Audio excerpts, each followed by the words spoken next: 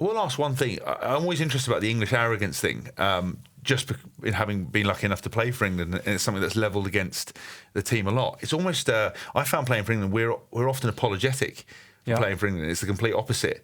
We're often on the receiving end of quite a lot of what I would class as arrogance because, I mean, you know why everyone hates England? Because of, 500 years of empire building. And nobody likes England. And that's something you come to terms with as a player, and everyone wants to beat you. Yeah. There's nothing better than beating England. And everyone says, oh, arrogant English. But actually, I've seen things and little bits and pieces against teams I played for where I'm thinking if I did that or I conducted myself in that way, it would be, it would be a nightmare. That would be kind of in the newspaper kind of stuff. Give us an example.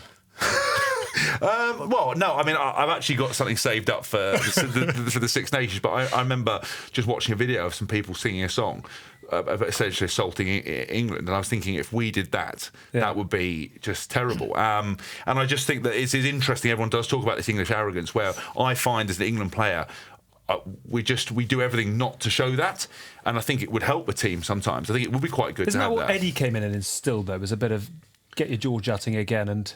Yes, he did. He did in terms of having that confidence on what we should be doing. But if you always watch, I think in my first time with him, until we won the Grand Slam, was the only time we celebrated after a game.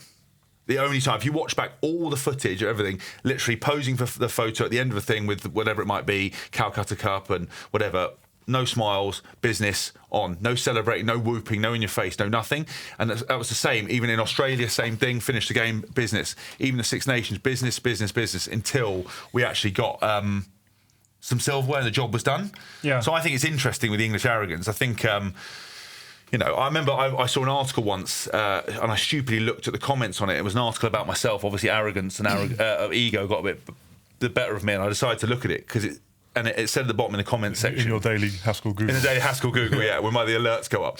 And it said in the article it was about myself and English rugby. And in the bottom, the comments section, which you should never go and ever... Why would you ever do that? Because I realise that's where people's souls go to die. Like, people who log on to newspaper articles and set up a profile and comment, they are the worst of the worst of the worst. There's a space in hell reserved for them. And this person said, you can sum up the problem with English sport, right? Not just rugby, but English sport and English rugby in 2 words: James Haskell. And I was like, so essentially... Did you up-like it? Sort of get I'm trying to get up because it was a name mention. But I thought I was actually blown away by that. I thought I am responsible for why everybody hates England.